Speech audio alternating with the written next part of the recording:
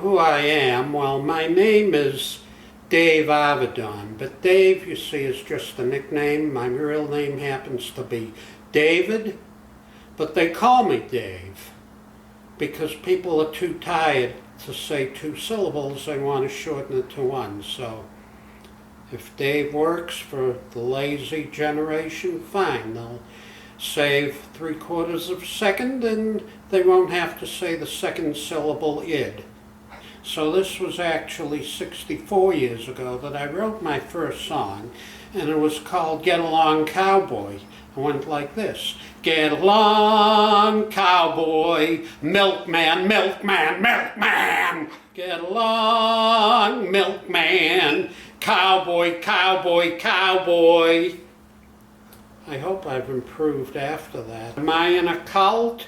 Well, there's the occult, but I'm not really into that. But they say I have a cult following, and that's a very euphemistic way of saying that there are a tiny, tiny amount of people who think that my music is extraordinary, and unfortunately, the vast majority of people think my music is crap. So that's just a very euphemistic way of saying it, but I intend to rectify that situation shortly by putting out music which is so insane that it's going to hit the world over the head with a 10,000-ton flea.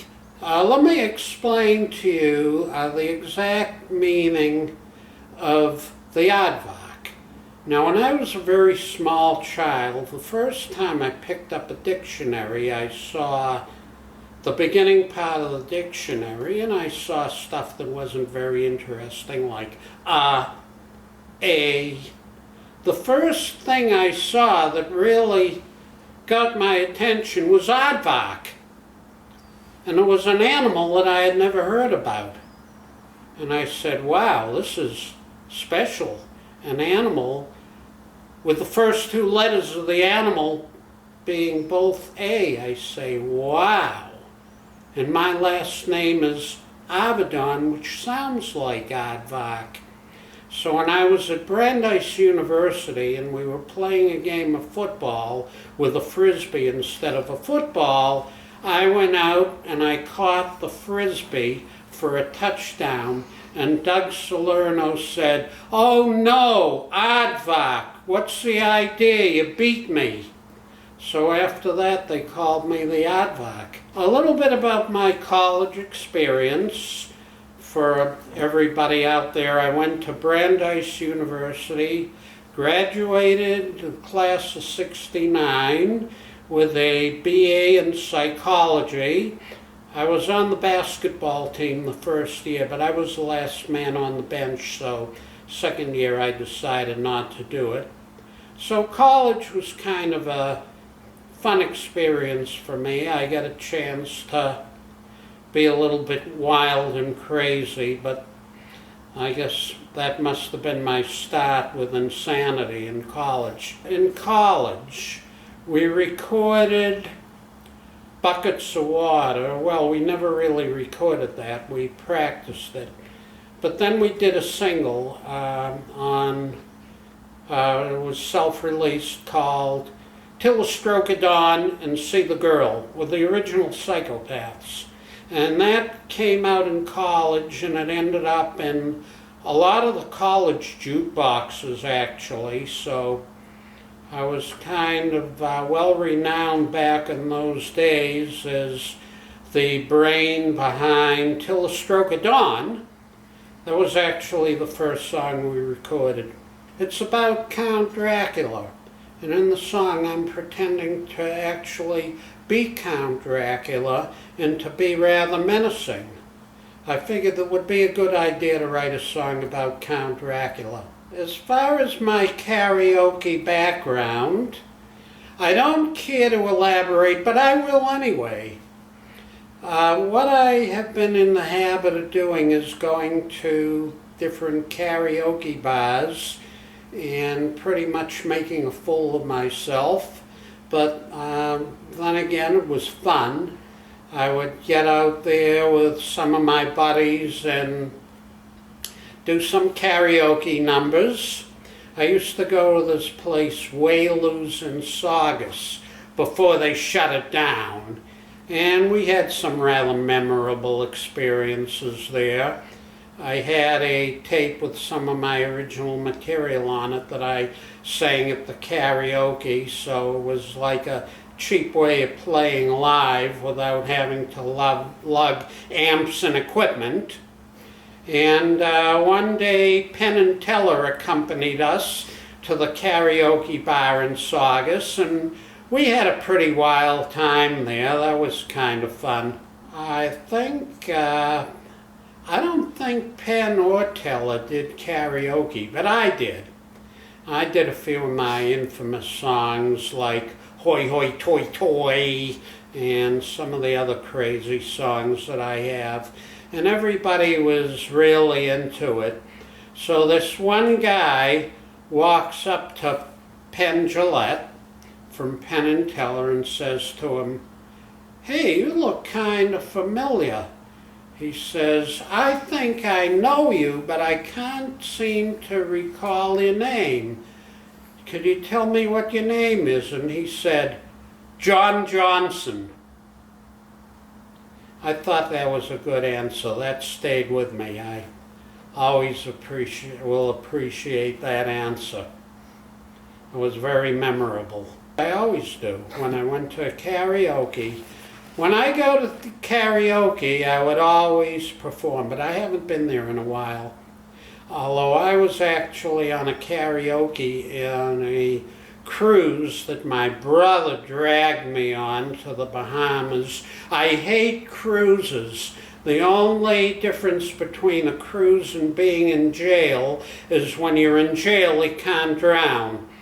So anyway, I get up, I do this karaoke in front of a bunch of drunks on this cruise, and I strained my vocal cords. I think I did some Doors songs, because I always liked the Doors, but that was kind of, you can take it or leave it.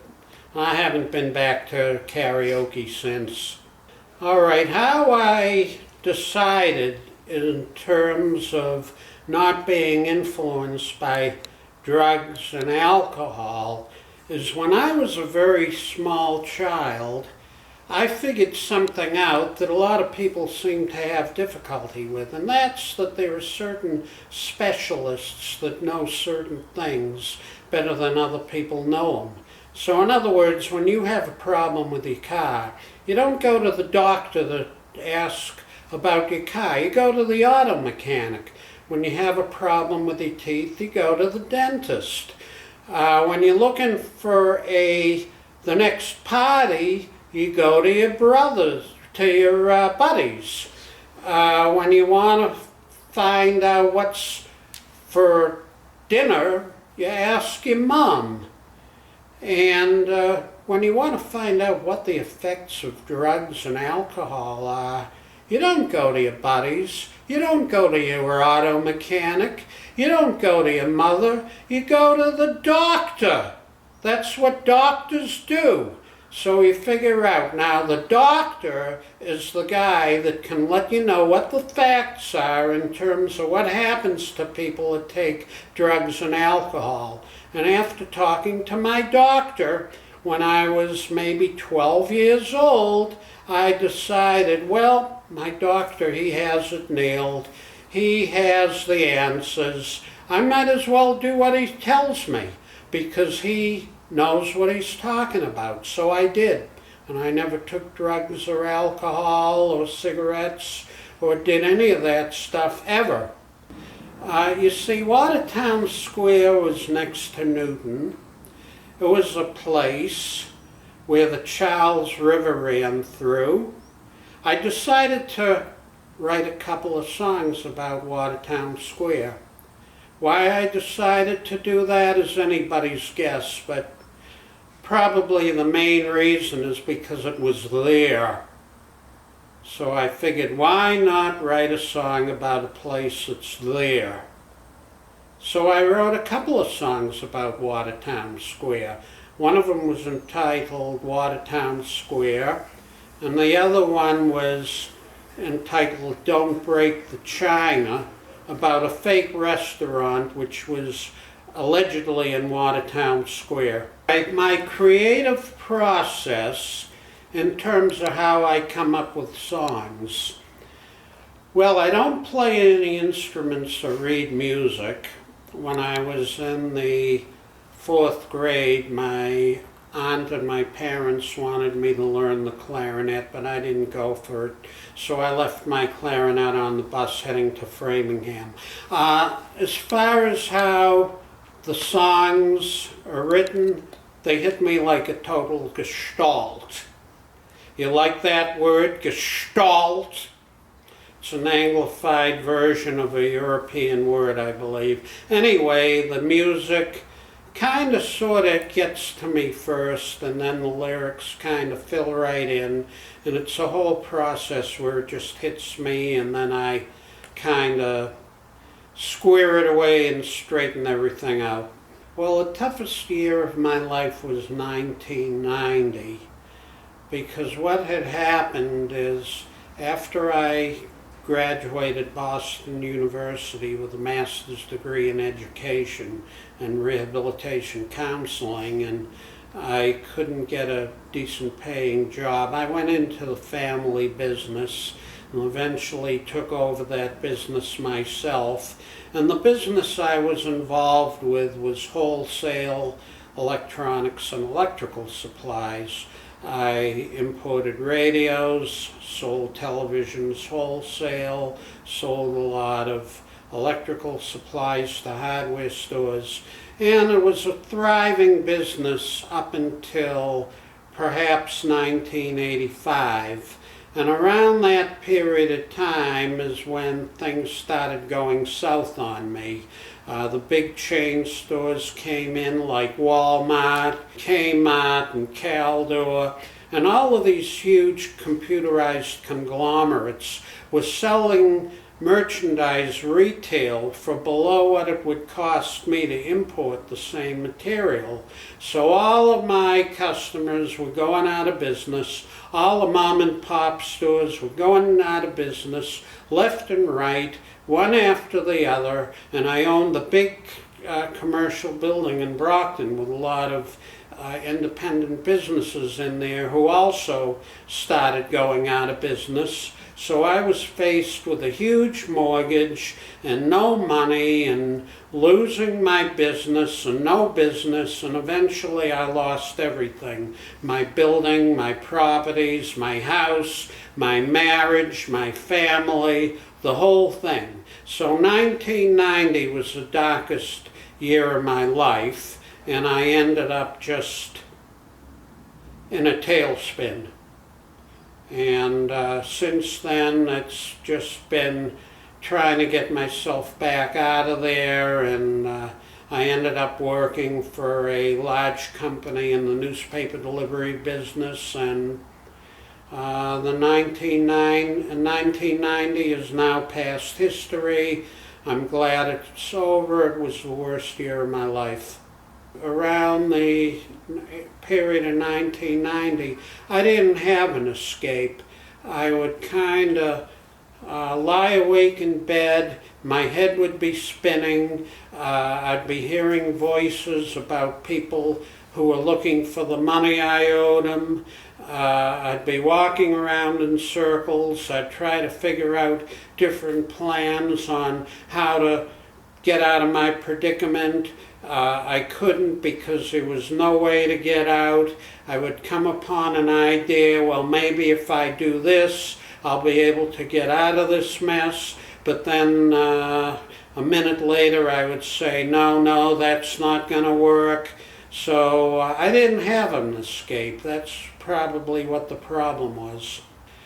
In terms of what I'm doing now with my music, is I have a wealth of material. A lot of material was recorded ages and ages ago, A lot of material was recorded recently. A lot of material wasn't recorded at all.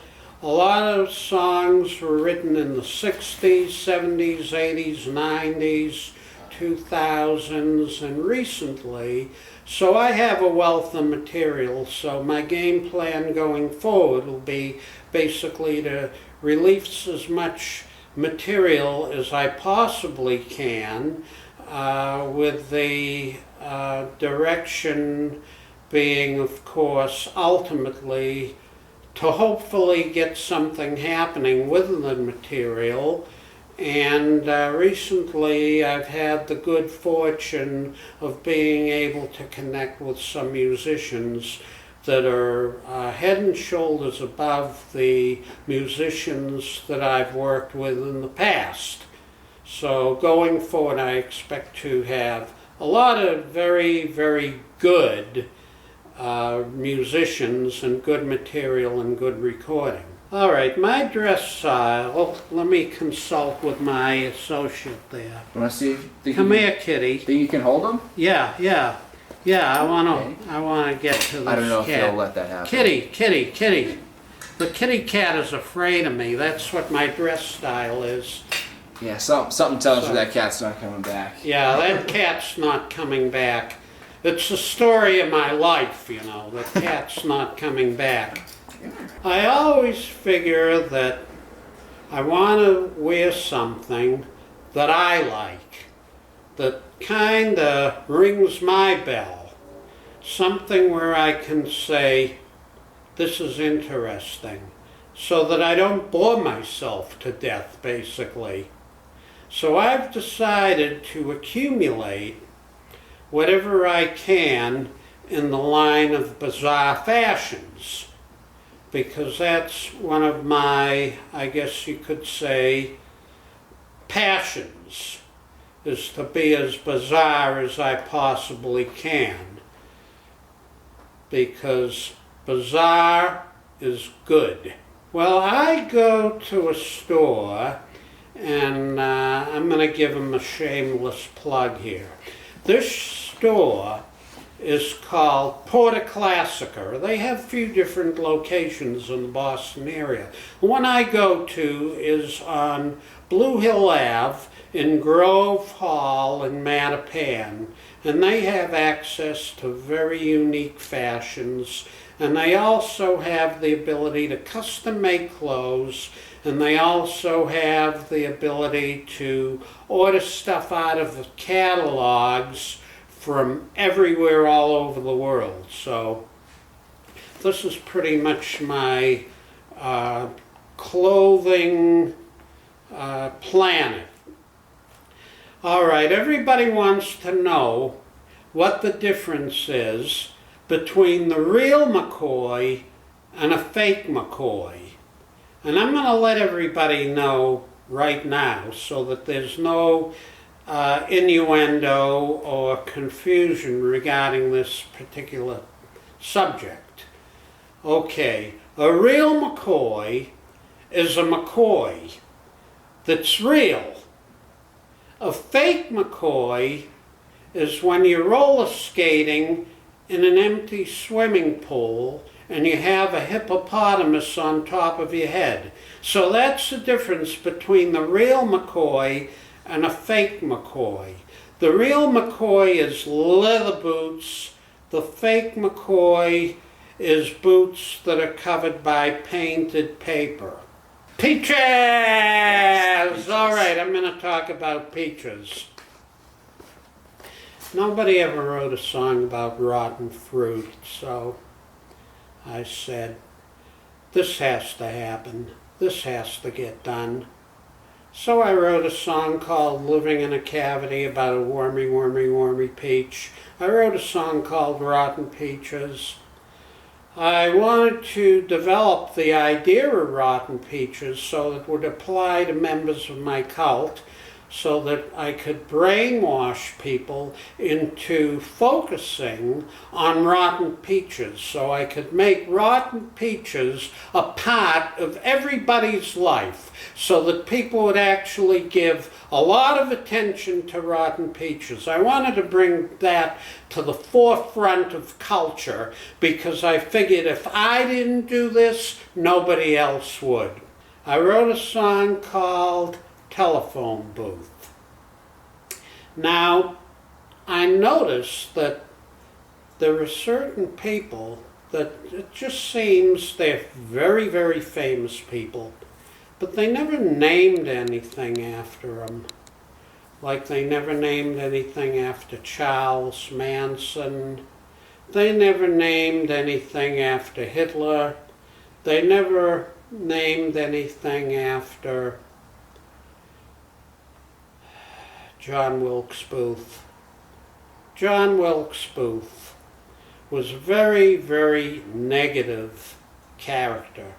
So if you were to name anything after John Wilkes Booth, it would have to be something that Don Imus peed in.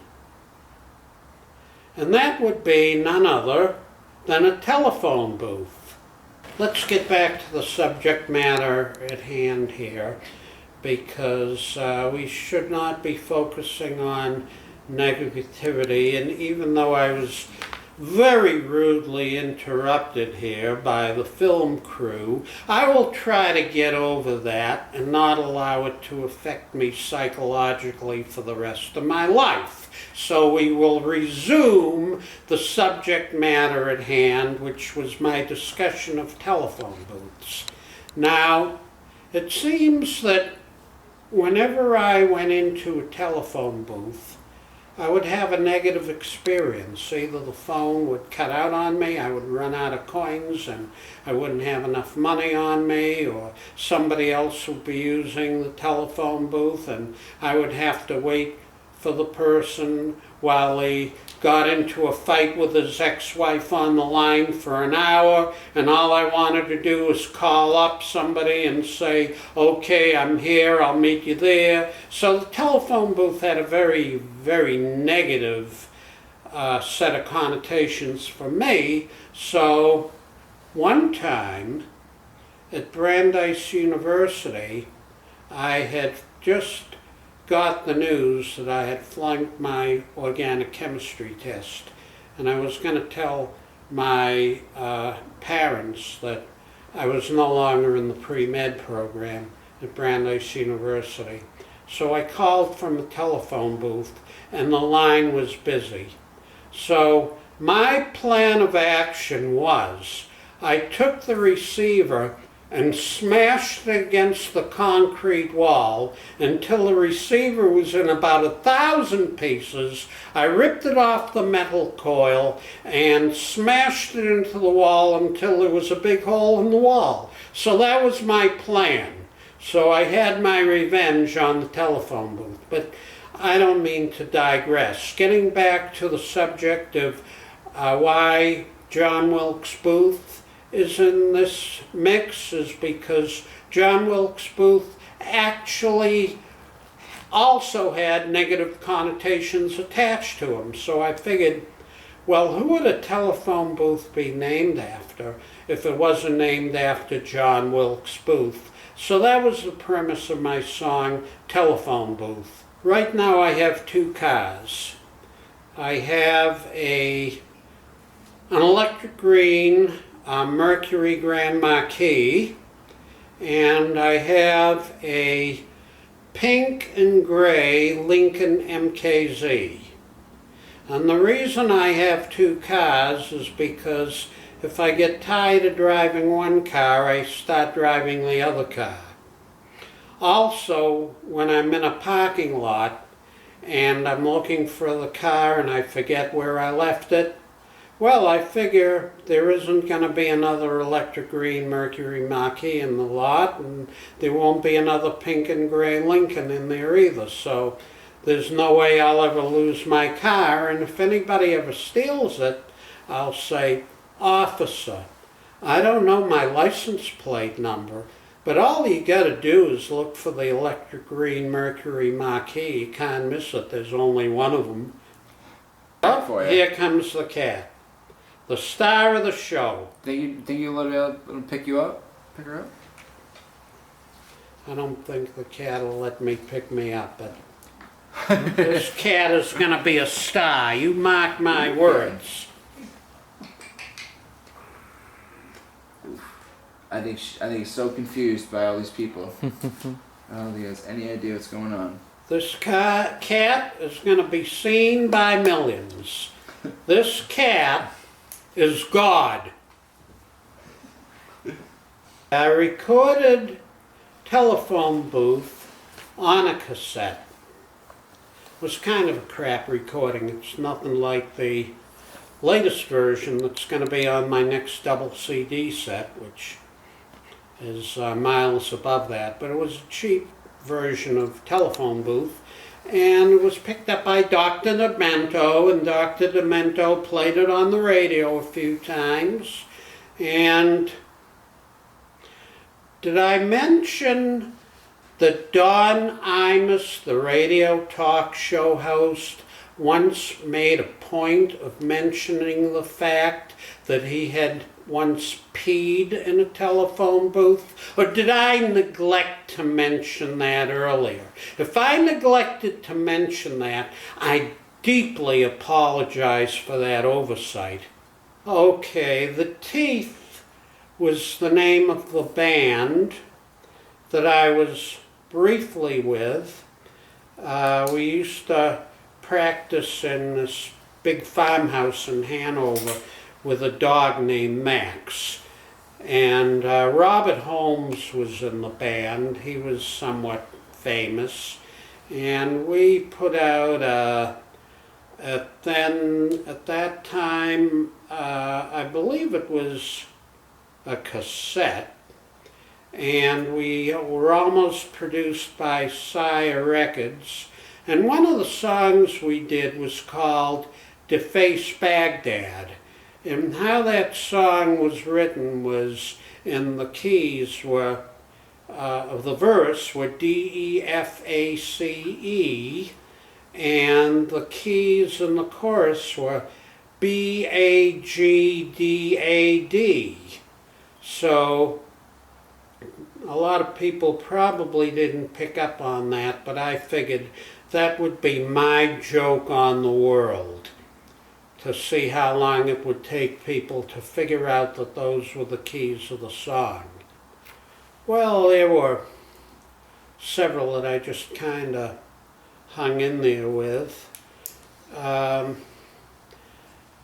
I should really put to rest all of these rumors that are circling around me in terms of auditioning for the Modern Lovers, and really get this story straight so that everybody can know what the real facts are behind this, because it's been spun in many different ways. Back in the early 70s, I was looking for a band to do my material, so I was calling around and talking to people, and one of the people I talked to was Jerry Harrison, who I guess eventually formed Talking Heads, but at the time he was with Jonathan Richman and the Modern Lovers. So we had a good conversation, and how we arranged to meet was I was going to go out there with my reel-to-reel recorder to their apartment on Mass Ave, Cambridge, where they practiced. I was going to meet the band members, and we were going to explore the possibility of their joining in with me and producing my material and putting it all out. So I played the material for him, and Jerry Harrison loved the material, and you know, we were doing real well, getting to know each other, and they were grooving on the material, and then all of a sudden Jonathan Richman walked in. Now, I had no idea who he was, And as it turns out, Jerry Harrison never explained to Jonathan Richman that I was going to be called in there to talk to about putting some of my material together. So this came as a complete shock to Jonathan Richman, and since it was his band, he didn't want anybody taking the limelight away from him. So basically what he did is when he found out who he was, he just told me, he said, "Get out of here." So anyway, I found out who he was, I took my recorder, I left, that was that, end of story. So that was pretty simple. I never auditioned for him, I didn't scare anybody, it was just, he didn't want to have anything to do with me because I was competition for him, and I can't really blame him on that. So it's just something that kind of spun out of control. And then I heard that Jerry Harrison still likes my material, so anyway, that was interesting. In terms of a few of my other bands, I've been with all kinds of schmoes and schmageggies over the course of time, all kinds of people. Rich Mirsky has been in several bands. He's been playing a lot of guitars for me. I've had various and sundry other bands. David Keith and the Teeth was the name of the band that we used when I was with Robert Holmes and that crew in Hanover, and that was kind of short-lived. And then after that, it was just a question of getting together with people and recording, and that's been it, recording. I kind of outgrew the use for playing live. Probably the thing that soured me was the last performance we gave at Club 3, which in and of itself is a story and a half. You see, we, back in the old days, I'm saying 1994 to put a year on it, maybe 95. So here's what happened. I was playing with these guys. The bass player was a guy by the name of Sam, what was his name? I forget. Anyway, Sam's claim to fame was when we put out the bio for the band, he said he was learning how to play the bass guitar. Now, the drummer was a guy by the name of Jimmy Perrant, who was kind of like sort of a friend of mine, kind of, sort of. I ended up moving into his old house when he moved out. We had a keyboard player by the name of Ivan. We had a lead guitar player by the name of Steve Revelak. I don't know whatever happened to Steve, but Aram remembers him. Aram Heller put out a single at his studio at the time, which was Mr. Harrison Aggimated. So Steve Revelak was the lead guitar player. Then we had, I mentioned Ivan, the keyboard player, and I think that was it. So as far as Club 3 goes, we were playing a show at Club 3. We were the headliners, so had to get everybody together. I had to drive out to Linfield and load equipment into my car. I had to drive somewhere else to pick somebody else up.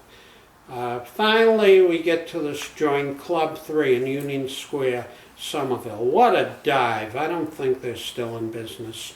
So we're sitting around waiting. We were supposed to go on at 10 o'clock. So 9 o'clock comes along, and this other band from Harvard was supposed to go on before us.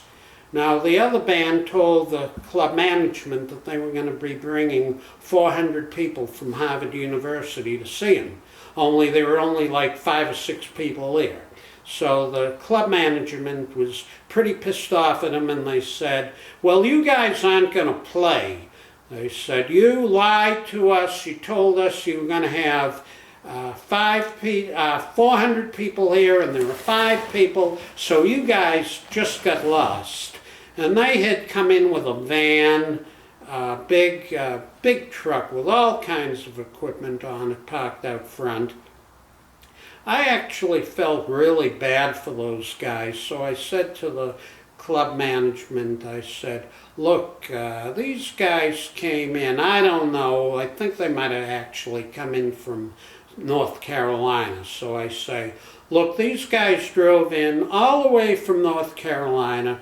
They were expecting to play, and I think you ought to let them play, because not letting them play is really uncalled for. It's really in poor taste. So the guy says to me, well, you don't tell me how to run my club. He says, you guys are next. You were supposed to go on at 10, but you guys are going to go on right now. So I said to him, well, hey, wait a minute, the keyboard player isn't even here yet. How can we go on without our keyboard player? He says, I don't care. You guys go on right now, or I'm going to throw you out of the club too. So I said, Jimmy, guys, let's get the hell out of here. This sucks. So Jimmy says, no, we're here. We got to play. We came all the way here. We got to play. There are people here. Let's play. So finally he convinced me to play. So we're going up there, playing, doing some material. And after the first song, I said, hey, wait a minute. I can't hear myself in the monitors. I say, can't hear myself at all here. I say, you gotta raise up my vocals so I can at least hear myself sing. So the A&R man there said, okay, we'll raise up your vocals. We were hearing you fine, but if you want, we'll raise up your vocals anyway. So he raised up his vocals, and I'm singing the next song. I'm going along, singing, straining my voice because I couldn't hear myself. So after the next song, I went back to the A&R guy. I said, hey, look, I can't hear myself. I say, I'm not going to sing up here if I can't hear myself. I say, you got to do something about the levels in here, because this is just horrendous. This is a joke. So he says, well, I'll do the best I can, but I can hear you fine. So the drummer, Jimmy, he says, take it easy, Dave. Everybody can hear you. You sound great. Let's just keep going. You sound great. So the next song, I forget what the song was, but when the song started coming on, I start going like that, lip syncing. So at the end of the song I say, Jimmy, how did I sound? He says, you sounded great. And then they started in with the next song.